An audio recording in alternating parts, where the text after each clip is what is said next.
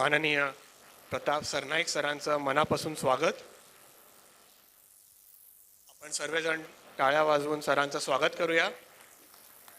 Sir, मी आपल्याला विनंती करीन आम्हाला सर्वांना मार्गदर्शन करावं. असं वेळ घेत नाहीये कारण अचानक माझ्या हातामध्ये माईक दिलेला आहे. परंतु सर्वप्रथम MCHIच्या सगळ्या सहकाऱ्यांचं मी मनापासून अभिनंदन करतो, शुभेच्छा देतो.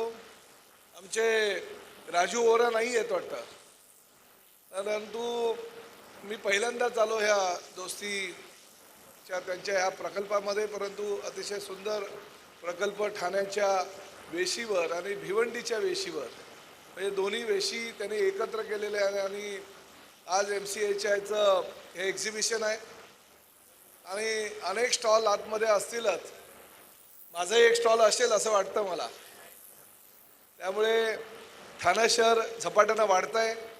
लोकप्रतिनिधी म्हणून आम्ही काम करतोय आणि काम करत असताना संजय केळकरांसारखे लोकप्रतिनिधी, एकनाथ शिंदे साहेबांचा एक विकासाला गती देण्याचा जो त्यांचा संकल्प आहे, तो संकल्प ठाण्यामध्ये योग्य प्रकारे आम्ही सर्व लोकप्रतिनिधी आणि प्रामुख्याने महायुतीचे लोकप्रतिनिधी सातत्यानं काम करतो.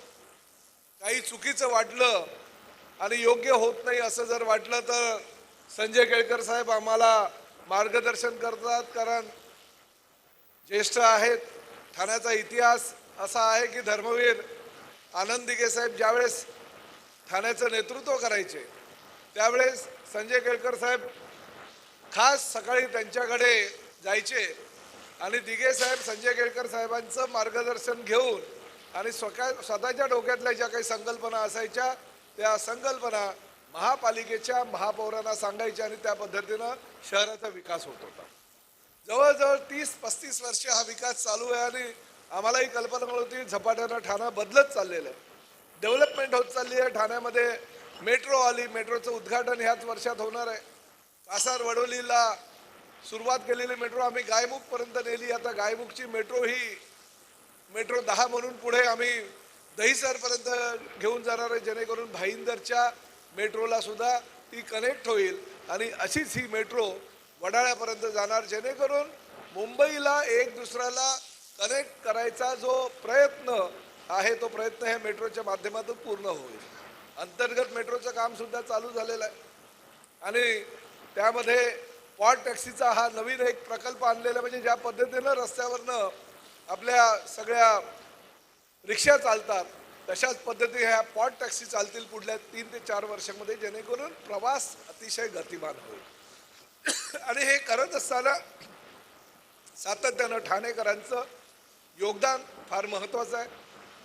मला म्हणजे प्रामुख्यानं तसं बघायला गेलं तर केळकर साहेब सगळ्यात जास्त विकसित होत असलेला मतदारसंघ म्हणजे माझा मतदारसंघ आहे. थोडासा तुमच्या मतदारसंघाचा भाग आहे, परंतु केळकर साहेबांना अनेक अडचणी येतात.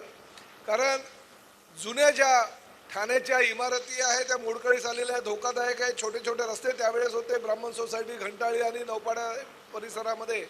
त्यांना डेव्हलपमेंट करत असताना जे चटई क्षेत्र आहे ते वाढीव मिळायला पाहिजे असं त्यांचं मत होतं आणि त्यानुसार त्यांनी सातत्याने शासनाकडे पाठपुरावा केला आणि शासनाकडनं त्या गोष्टी मंजुरी करून घेतल्या आणि अशाच पद्धतीनं हा विकास आम्ही पुढे घेऊन जातोय.